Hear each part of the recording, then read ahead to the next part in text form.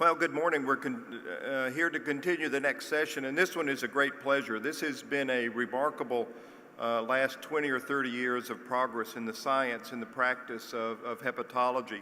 And this morning, the next half hour, we're here to honor two people that have played pivotal roles in where we are as an organization and what we can do with patients. And it's a pleasure and an honor to do so. And we're going to start this morning with Will Lee, who's going to introduce our first recipient. Dr. Lee. Thank you, Greg. Each year, the Distinguished Achievement Award is given by the American Association for the Study of Liver Disease to an individual who has had an outstanding career as a scientist and academician within the discipline of hepatology and has made signal contributions to our field of study.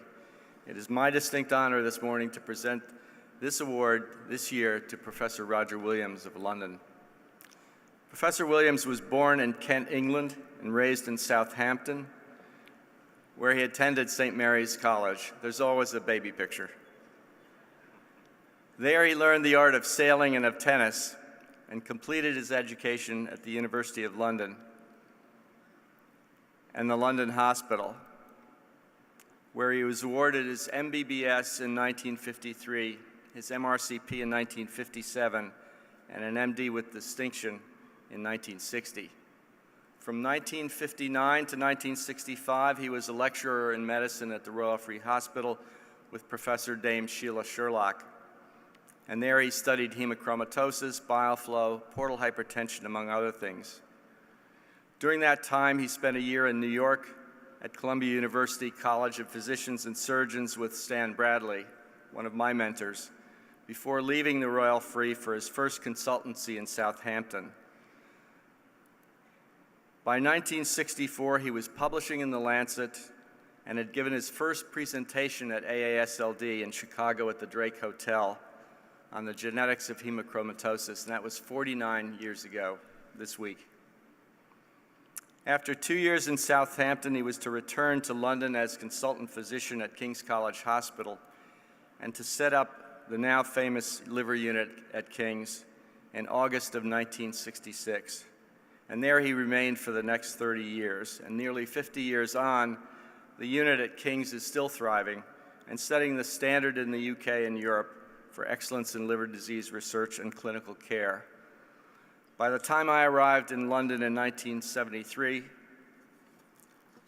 from Columbia, the unit was quite far along. There were about 40 research workers engaged in all aspects of liver disease, from hepatitis B to renal injury, liver transplantation to the genetics of autoimmune liver disease. The unit was housed in the famous Todd Ward clinical space, and above it, as you can see in the picture here, the new research facility funded by a grateful patient from, of all places, Dallas, Texas. This unit had been dedicated in 1972 by Her Royal Highness the Duchess of Gloucester. Funding in that era continued to flow from the Medical Research Council, the Wellcome Trust, and the University of London, and the group continued to expand. It was in this early era that Roger teamed with Sir Roy Kahn to develop the King's Cambridge liver transplant program, the first in Europe, performing the first successful liver transplant in 1968. This is a picture of Roy on the left, Roger, Tom Starzl, and Carl Groth from Sweden, who worked with Dr. Starzl in Denver. They pioneered both the technical aspects and the management of early immunosuppression in those days. And the transplant team, you must remember, traveled, both the surgical and medical staff, with the recipient to the donor hospital, complete with their specialized retractors and such to perform the procedure with a minimal ischemic interval. Here's a picture in 1969 of Roy and Roger in South America at an early transplant convention. I'm not sure how many people would have been there. And here's a picture of Winnie Smith, one of the first longtime survivors who lived 5 years and 4 months and was a much heralded success, published in the paper, and shows how happy and well she was at that time. Thus, you could argue very readily that Roger was the world's first transplant hepatologist. Later, King's would go on to perform the first adult-to-adult living-related donor transplant in 1998. While maintaining a large inpatient unit in clinical practice, Professor Williams simultaneously developed the world's first acute liver failure unit. Opening in 1972 and existing to the present day, enlarged and expanded in 1991. This was a very productive time in the history of the unit. Acute liver failure was omnipresent at King's in that era. When I was there were always 2 patients in the 2-bedded ICU, young women in coma due to paracetamol. Roger pioneered the development of intensive care in these critically ill patients, and of course we're well aware that paracetamol is still a problem for us today. They worked in intensive care and the use of transplantation, and with John O'Grady, he developed the King's College Hospital prognostic score to predict outcome from ALF and the need for transplantation that remains in use today. The group went on to further characterize, the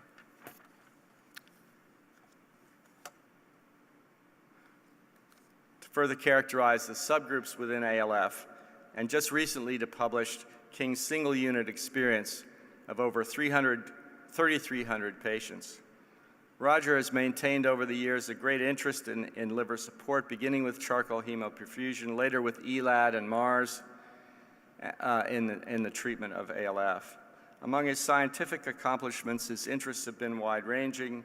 He provided the initial description of the inheritance of hemochromatosis, worked on pathways of bilirubin metabolism, emphasized the importance of high splenic and mesenteric blood flow in portal hypertension, and helped devise the Pew modification of the child scoring system, again, something that is in everyday use worldwide. In the area of immunology, the unit at King's pioneered in the recognition of the genetics behind autoimmune hepatitis and early T-cell studies delineating the antigens associated with AIH and the use of azathioprine in treating autoimmune hepatitis long-term.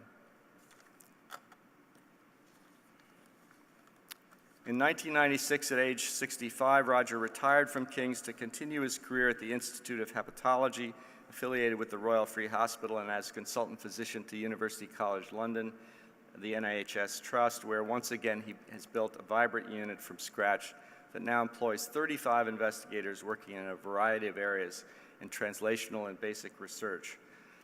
Over a lifetime of leadership, Roger has served in many, many capacities within the NHS, President of the British Liver Trust, the British Society of Gastroenterology, the British Association for the Study of the Liver, President of EASL twice.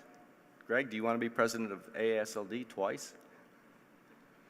Vice President of the Royal College of Physicians, to name just a few. He has authored an astounding 2,500 papers, including 155 in the past decade, and has been recipient of many, many awards, lectureships, and fellowships, including one from the Royal College of Surgeons, which is quite unusual, as well as colleges of physicians on 4 continents. In 1993, he was appointed Commander of the British Empire for service to medicine in the Queen's Birthday Honor List. A lifelong sailor, Roger is justly proud of the accomplishments of his 8 children, one of whom, Debbie, a physician, is here today, as well as his lovely wife, Stephanie, a London solicitor who is nearly always by his side. Roger's many achievements were possible because of the warm support of his family, but also because of his incredible energy and determination to succeed, his warm embrace of all who sought to work under his tutelage, and his never-ending drive to inquire, imagine, and achieve.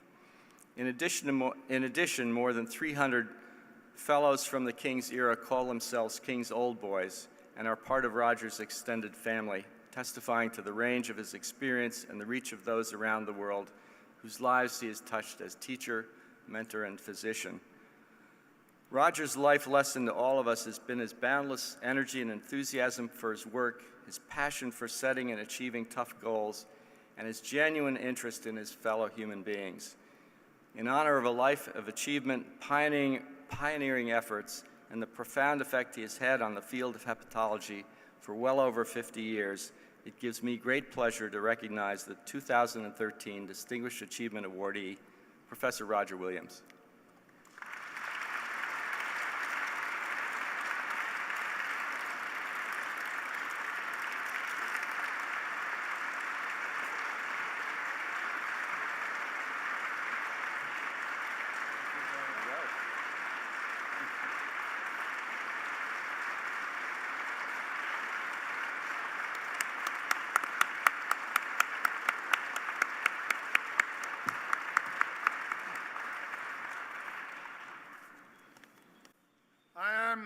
I am extremely proud to be the recipient of the Distinguished Achievement Award of AASLD for 2013. And a most sincere thank you to Greg and the governing board of AASLD for selecting me. I'm going to talk about Will in a moment. I can tell you a bit about him separately.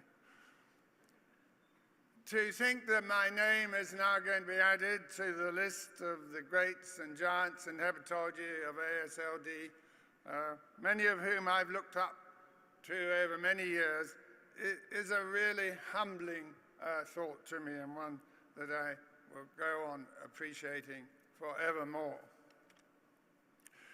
When I received your letter, Greg, I thought back to that very first meeting that I attended at AASLD in 1964, and Will Lee has already referred to it. I was a Rockefeller Fellow in New York. I traveled down and I came to the Drake Hotel, pretty nervous, and there was just one room, no simultaneous sessions, just 400 to 500 people, but the most intense discussion, critique that I'd ever come across in my life. And I came from the UK, I'd never experienced anything like it. I presented the genetics of hemochromatosis. I'd done liver biopsies and relatives and iron absorption studies, and I was pretty proud of my data, but was I taken to pieces by the American group who thought that alcohol was the cause of hemochromatosis. What a time it was. Anyway, very shaken, I went back to the airport at the end of the day, and Hans Popper, the great Hans Popper, came up to me and he said, "Roger, I want to go on discussing with you what you found." I said, "But, you know, Hans, I'm at the back of the plane and you're at the front." He said, no, I will come to the back." And so he came to the back of the plane, the very back of the plane, and traveled with me to New York, and we went on discussing, and of course, he remained a lifelong friend. But an occasion like this, and I've only got 2 minutes, is a time for acknowledgements to all the research fellows and associates that have helped with the studies over the year, and many of them are here today, and some have come from as far afield as China and Chile. To them I owe a great debt of gratitude. Will Lee, I don't know where he got all those pictures and said all those things about me, including that picture of me as a baby. I think it's the only picture of a baby that he could find anywhere. Apparently it was me.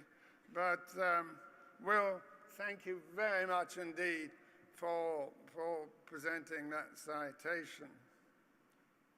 Will has referred to my wife, Stephanie, who's in the front row. An enduring love for her has been my part of it, and she has given this enormous support to me over many years, as have my family. Not always very supportive, but most of the time.